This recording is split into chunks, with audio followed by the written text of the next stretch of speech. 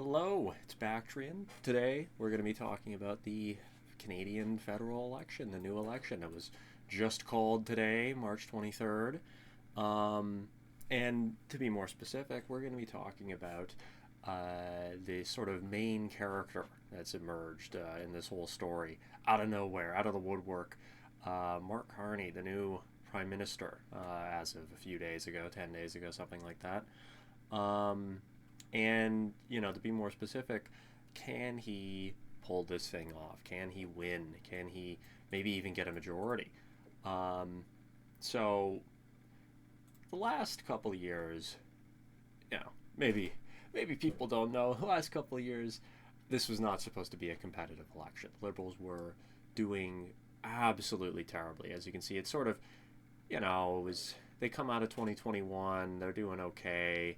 The red is the Liberals, blue is the Conservatives. And then they slowly start to slide and slide and slide as Trudeau's unpopularity, the cost of living crisis, all of that stuff, sort of the pressures mount. They just slump, absolutely slump in the polls, and sort of get to the point where they're competing with the NDP for second place very briefly there at the beginning of the year.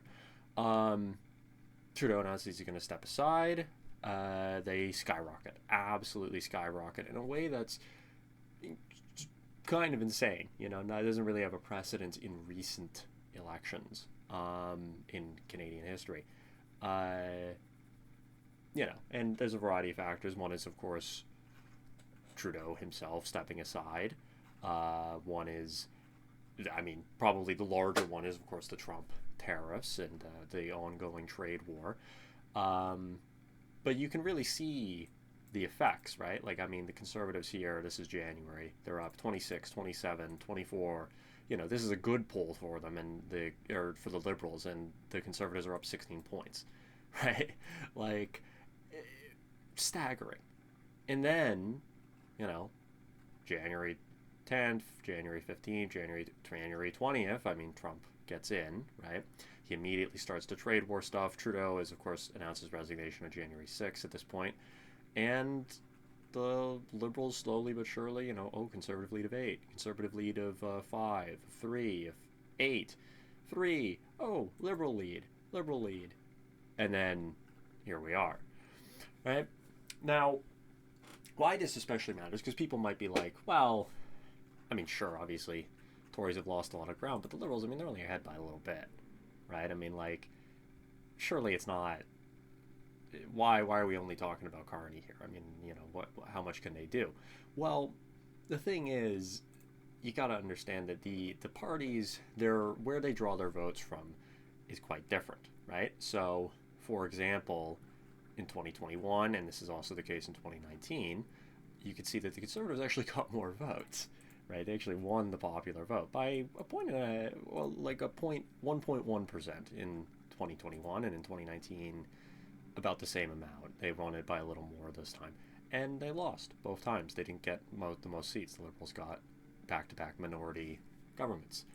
And why is that? Well, if we look at, for example, polls, this is a poll aggregator, 338, you can kind of begin to see why, which is that even in this scenario right now, so the Libs now have the odds of winning the most seats by a long shot. 91% chance.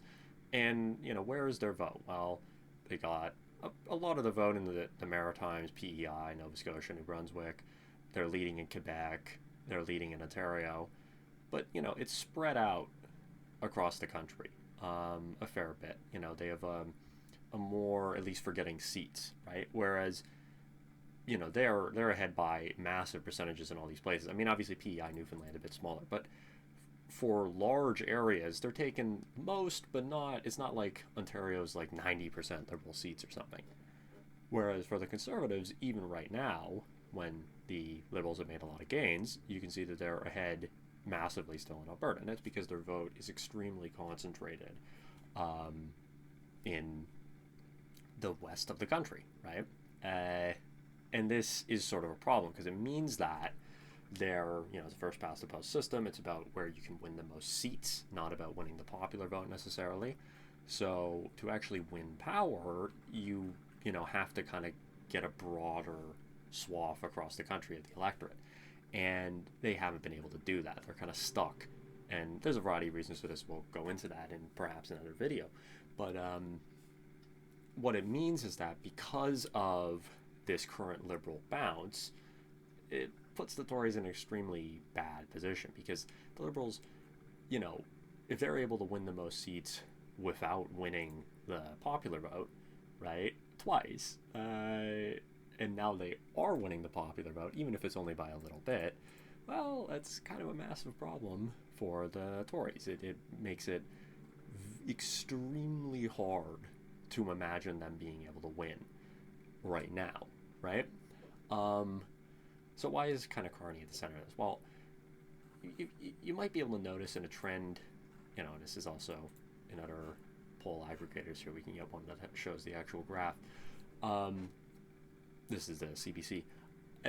The Liberals, while they've obviously shot up, and the Conservatives they've taken some votes from the Conservative, most of their vote gain has come from the NDP, from the Bloc, and to a limited extent from the Greens. I mean, they were more up at 5, now they're down at 3, right? That's kind of the reason why I would say it's largely up to Carney to win this thing. Like, he's in the driver's seat now.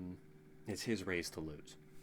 Because why are all these voters going from the NDP, going from the Bloc, going from the Greens to the Liberals and consolidating around them? Well, it's because they view, it's a sort of rally around the flag effect. They view the Liberals as the best position to counter Trump and to, stand up for Canada, etc. Right? And that perception, well, of course, the Conservatives have made efforts to counter it. It's kind of stuck now. We're kind of past the point where maybe there was a possibility of disrupting that, right?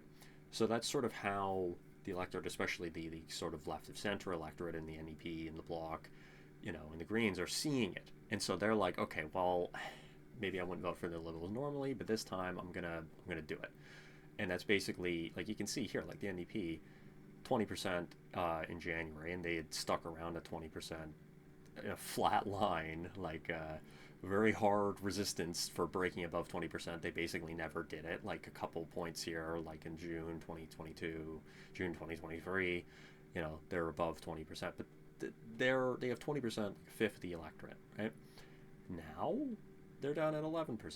They're absolutely sliding, and all of that vote, the vast majority of that vote, is going to the Liberals. It's consolidating around them. So they've basically been able to overnight get like a 10% boost, and the Bloc is almost even more significant, because of course the Bloc, well, it's like 8%, and you're like, oh, well, it's just a couple percent of the country.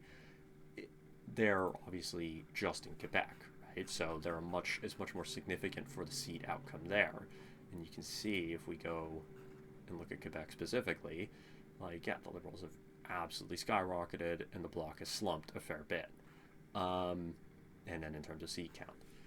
So what this means is that, as it stands, the electorate is largely lined up behind Carney due to these circumstances. Now, what do I mean when I say, can he sort of stick the landing? Can he pull it off, right?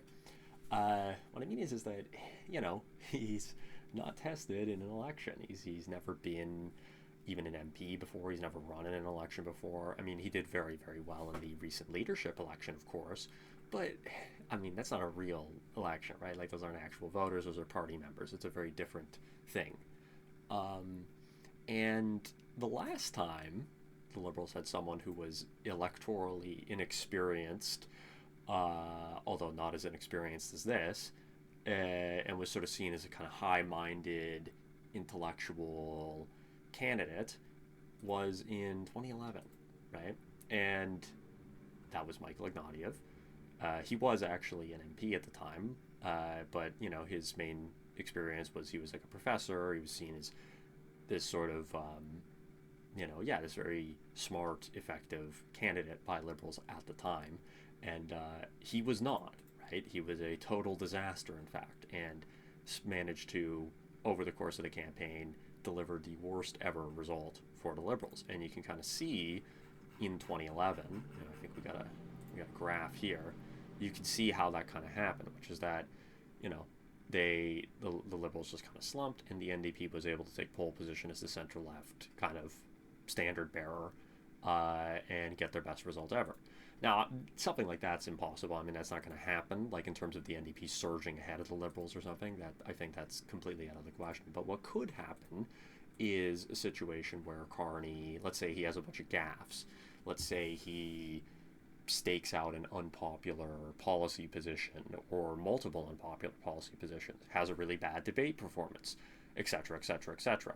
And has just a few incidents where he kind of drops a couple percent back to the NDP, right? And maybe gives a point to the Conservatives. All he would need is like, I don't know, 3 or 4 of those, and the Liberals lose, right? So, as much as he's ahead right now, and I think he's set up in a pretty good position, I would say that it's largely in his hands, right? This race is his to win or his to lose as it stands, assuming the current dynamics sort of remain, which I think there's every reason to believe they will. I mean, Trump's not going to back off on the tariff stuff, at least not at this early of a juncture. And yeah, so from here, I mean, obviously in the best case scenario for the Liberals, they'd make it, maybe take the lead in British Columbia, make it a bit more competitive in Saskatchewan, Manitoba. I mean, in their absolute dreams, maybe they could start making it more competitive in Alberta and pick up some, seats, all the seats in Edmonton or something. I don't think that's terribly likely, but you never know. But what they should at least be aiming for, and what Carney should really be aiming to do, is just play it safe. The ball is in their court currently. Things are going very well for them. And so far, what he has done has worked out. And by play it safe, I don't mean, do nothing, do whatever. I mean, don't piss people off unnecessarily. Kind of keep doing what he's been doing and not show weakness. I mean, the other key point, too, is that there are other junctures that the Liberals should really kind of be worried about, I think, to an extent, where you could maybe see this breakage, which is the debates, for an example. I mean, they do have a limited influence, but they still matter, and I mean, Carney's not exactly the most charismatic guy. Not that Pollievre is, but you know what I mean. There are some bumps on the road, potentially, and it'll be interesting to see if Carney is able to navigate that. But overall, just to kind of cap off this primer on the Liberals here, it is now, as we start this election, it really is the Liberals' race to lose. And that's going to be a very interesting dynamic to watch, and is an extremely different dynamic from what was expected a few months ago. And so how that continues to develop, I don't know. We'll see. But nonetheless, I imagine it'll be pretty interesting. And I intend to make more videos about the election, and I hope you enjoyed that. So thank you. If you like this video, like, subscribe, etc., all the YouTube stuff. And have a good day. Bye.